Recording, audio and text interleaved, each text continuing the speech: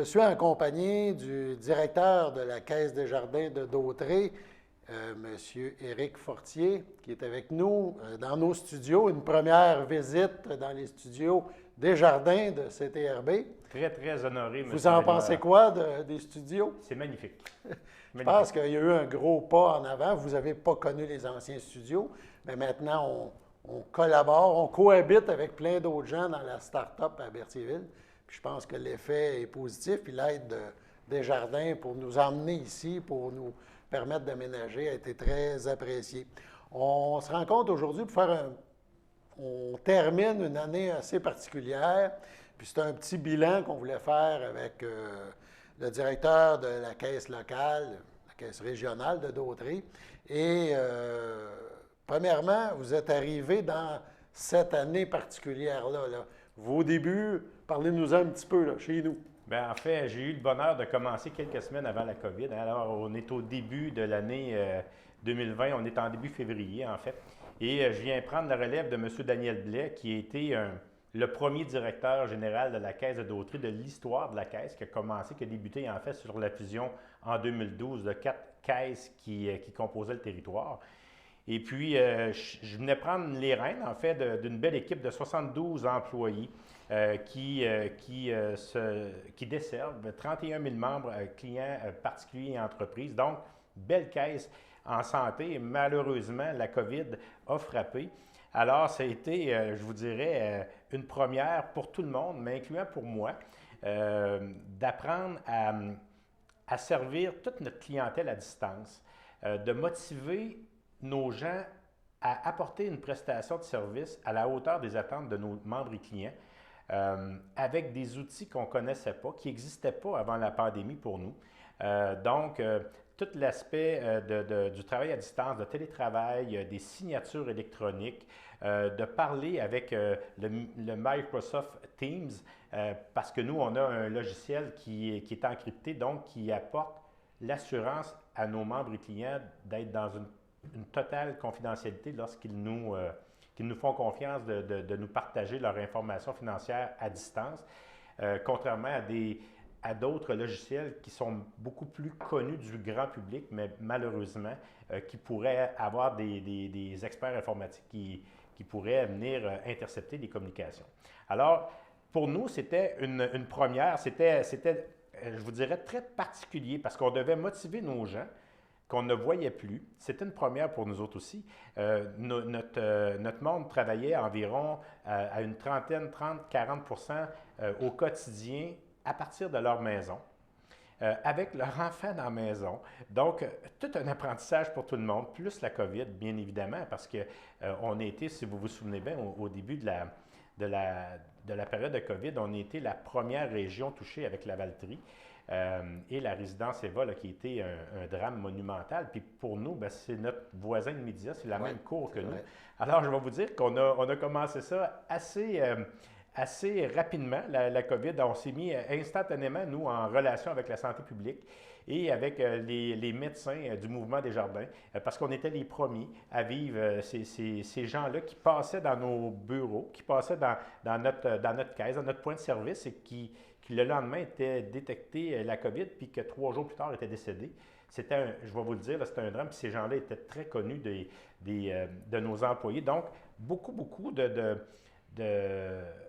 prise en charge rapide, de mettre une cellule de crise en place et de faire de notre mieux, en fait, sans savoir vraiment ce qu'on faisait. C'est-à-dire, c'était une première. On apprenait, chaque jour, on apprenait. Oui, nous, on a un bon président, M.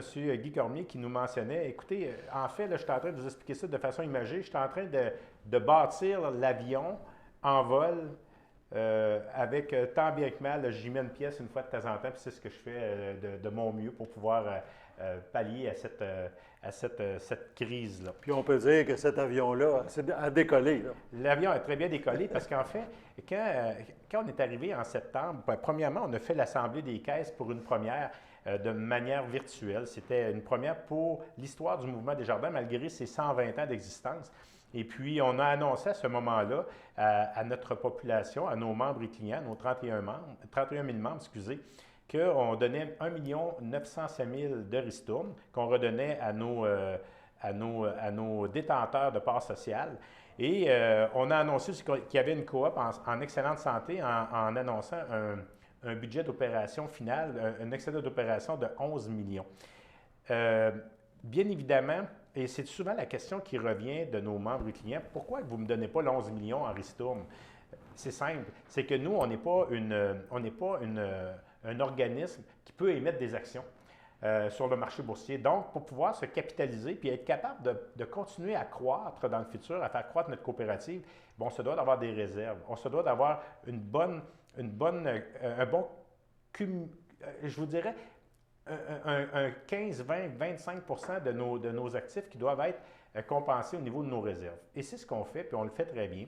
Alors, la coopérative est en excellente santé et c'est plus de 2 milliards de volume d'affaires maintenant que nous gérons, bon an, mal an. Et ça continue de croître, je vous dirais, à raison d'environ 3-4 par année. Est-ce que cette façon de faire-là, oui. qui est Desjardins, là, votre façon de travailler, au niveau des épargnes des gens, tout ça, puis de vous garder un coussin intéressant, là, utile, dans une année de crise comme ça, j'imagine que c'est encore plus important.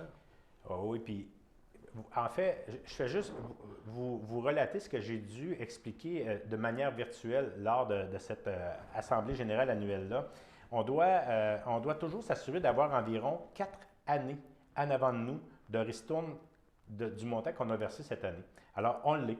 Il n'y a aucun malaise. On est en excellente santé, mais on se garde toujours un surplus pour des jours plus difficiles. Puis là, présentement, bien, c'est un peu particulier. Quand on regarde l'année 2020, c'est une année terrible. C'est une année terrible pour l'humanité, mais en même temps, pour les financiers de ce monde, nous, on en fait partie, bien, on était témoins des extrêmes. On a été témoins dans la première moitié. Je vous expliquais toute la nervosité de notre personnel à se dévouer pour faire de la prestation de services à distance. Et dans cette première moitié-là, la première vague de la pandémie, nos gens ont été demandés à forte dose pour pouvoir venir prendre soin de nos membres et clients. Ces gens-là ne voulaient pas développer des affaires. Ils voulaient simplement faire des reports de paiement, demander des allègements, demander de la compréhension des jardins. Puis c'est ce qu'on a fait. On a dit présent sans aucun problème. Mais juste pour vous donner une idée, c'est plus de 700 personnes particulières qui nous ont demandé des allègements, donc des reports de paiement, exemple, à la fin de leur période hypothécaire. Et d'autres, au niveau entreprise, c'est une centaine sur notre territoire de gens qui ont dû se prévaloir aussi d'allègements pour pouvoir essayer de soulager un petit peu, mettre un baume sur la crise qu'ils passaient. Parce qu'il y a des gens là-dedans, si vous vous souvenez bien, là, tout le monde est en arrêt, en fait, sur pause. Nous, on était un service essentiel, je vous le rappelle. Là. Donc, c'est pour ça qu'on travaillait, puis c'était le gouvernement qui dictait quoi faire. Là. Donc, on avait à travailler avec 5 points sur 6, 5 points de service sur 6 qui étaient fermés. Et malgré tout ça, bien, c'est ce qui nous a obligés à se réinventer, en fait, c'est-à-dire à être capable de pouvoir bien servir ces gens-là. Donc, dans la première moitié, on a répondu à leurs craintes, on a calmé le jeu. Et dans la deuxième moitié, je vais vous dire, c'est là qu'on devient un autre extrême. Le marché immobilier, dans d'autres, comme un peu le reflet de tout le reste du Québec et du Canada, c'était une folie. Et c'est encore, au moment où on se parle, on est à la fin décembre, c'est encore un grand engouement pour pouvoir changer de maison, rénover, acheter des chalets sur le bord des lacs à des prix astronomiques. Je vous dis, là, je lisais une statistique qui disait que les prix ont monté en moyenne de 23 %. C'est vraiment impressionnant et ça ne lâche pas. Donc, nous, là, on a eu une demande de gérer un flot immense d'hypothèques. C'est plus de 150 millions juste d'hypothèques qu'on a eu à débourser cette année. Ça vous donne une idée comment les extrêmes se sont rencontrés dans cette année un peu particulière. Par contre, un élément que je trouve important, M. Bellemare, de vous mentionner, c'est au niveau de la réalité qu'on a vécue sur notre autre volet. Là, je vous ai parlé du volet financier, mais si je vous donne un peu l'idée de tout le rayonnement dans notre milieu d'appartenance. Bien, pour nous, c'est une vocation qu'on se donne depuis 120 ans de faire redistribuer une partie de ces éléments d'actifs-là envers une population qui est en besoin. Alors, malgré le fait que tous les festivals, les beaux événements ont été annulés, puis qui souvent, Desjardins signait son nom en donnant une commandite, etc., Bien, cette année, on a quand même donné 315 000 c'est-à-dire un peu plus que le montant normal qu'on aurait donné à tous ces demandeurs-là. Mais on a simplement venu appuyer davantage tous les organismes qui sont directement touchés sur le terrain je vais faire attention parce que le mot famine est peut-être un petit peu exagéré, mais je vous dirais par la pauvreté. Par les pertes d'emploi. Vous avez tous et chacun des gens que vous connaissez qui ont pas retourné encore à l'ouvrage. Ces gens-là, à un moment donné, ils ont des enfants, ils ont de la difficulté à y joindre les deux bouts, ont faim. La PCU a réglé une grande partie de l'histoire, mais il y avait encore une grande demande. Il y a toujours des oubliés dans tous les programmes.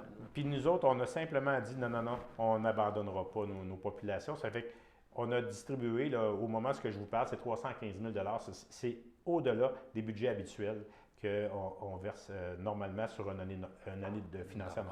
Normal. Comment vous entrevoyez la prochaine année? Suite à tout ce qu'on vient de vivre, je pense qu'on s'en va tranquillement vers du meilleur, mais au niveau de Desjardins, comment on regarde cette année-là qui s'en vient? En fait, je vais vous répondre un peu de manière comme un économiste vous répondrait, c'est-à-dire en ne sachant pas trop qu'est-ce qu'il dit, parce qu'on peut pas avoir l'assurance du futur, mais je vous dirais que je pense que ce qui fait un consensus actuellement, puis je regardais la semaine passée au niveau de la Banque du Canada qui mentionnait que ils n'ont pas l'intention, ils ont l'intention premièrement d'appuyer la relance économique au Canada, donc de laisser les taux d'intérêt bas. Alors, pour une institution financière comme nous, des taux d'intérêt bas, ce que ça fait, ça nous permet de croire qu'il va y avoir beaucoup de croissance encore. C'est moins rentable pour votre coopérative, mais à quelque part, tant que les taux d'intérêt sont bas, nos gens sont moins demandés de débourser davantage et sont moins à risque de faire une proposition concordataire ou faire le dépôt des livres, faire une faillite. Alors, le gouvernement du Canada et le gouvernement du Québec, présentement, nous donnent l'espérance que l'année 2021, à minute qu'on va avoir, je vous dirais, une population qui sera, puis là, je ne veux pas faire de politique de vaccination, mais qui aura une population en meilleure santé, qui va avoir le droit de sortir, qui va avoir le droit de reprendre ses activités, de recommencer à aller au restaurant, à aller faire du tourisme, à aller coucher dans des hôtels, etc. À ce moment-là, moi, ça nous donne une bonne espérance que ça va bien repartir. Ce que ça donne comme statistique, on nous mentionne actuellement que la fin des vaccins devrait être en septembre 2021. Donc, l'espérance d'une bonne croissance devrait repartir à peu près dans ce temps-là. Quand on regarde un petit peu plus loin, ce que les grands savants nous mentionnent au niveau des économistes, c'est que c'est 2022 qui devrait normalement marquer le retour de la croissance et 2024 d'être meilleur qu'avant la pandémie. Alors, je pense qu'on a encore besoin. On a encore besoin d'espoir. Je vous dirais qu'au moment où on se parle, quand on regarde l'entièreté de l'œuvre, de ce qui se passe dans notre marché, c'est quand même pas mal intéressant, mais il y a vraiment un clash, là. Il y a des gens que ça ne va pas du tout, puis il y en a d'autres que ça va beaucoup mieux qu'avant. Ça fait que ça fait une bonne moyenne, sauf que nous, on est conscients, puis c'est là qu'on s'attaque vraiment aux gens que ça va un petit peu moins bien. Si on en a parlé tantôt, si on revient à l'année qui se termine, c'est que souvent, des gens qui, faisaient des voyages ou 2 voyages par année, ces gens-là avaient peut-être encore cet argent-là. Et c'est ça qui a provoqué peut-être des achats de chalets ou peu importe, là, on change de maison, on s'équipe pour travailler aussi à la maison. Donc, il y a eu beaucoup d'investissements de la part d'une partie de la population, d'entreprises aussi, mais d'une partie de la population qui a été provoquée par la COVID dans un sens, là. En fait, M. Bilmer, vous avez tout à fait raison. Quand on regarde les statistiques que le gouvernement nous fournit, c'est 167 milliards de plus que les Canadiens sont riches. Ils sont riches de plus de 167 milliards du temps d'avant la COVID. Alors, ce que ça le fait, puis c'est 167 milliards d'épargne, mais ils ont quand même donné 400 milliards. Hein.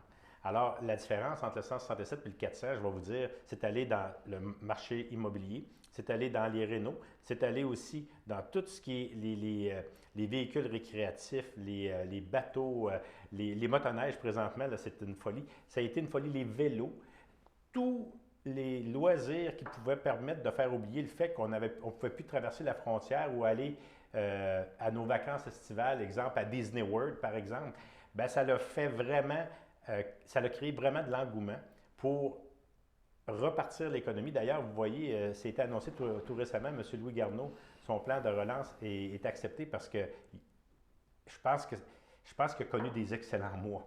Puis ces excellents mois-là, je pense, ont donné la croyance de penser à ses créanciers qui étaient capables de repartir puis de croire à son projet à long terme. C'était tellement important, les ventes qui ont été créées par cette surplus d'argent-là qui, normalement, est donné à l'étranger. Bien là, il a été donné dans notre province.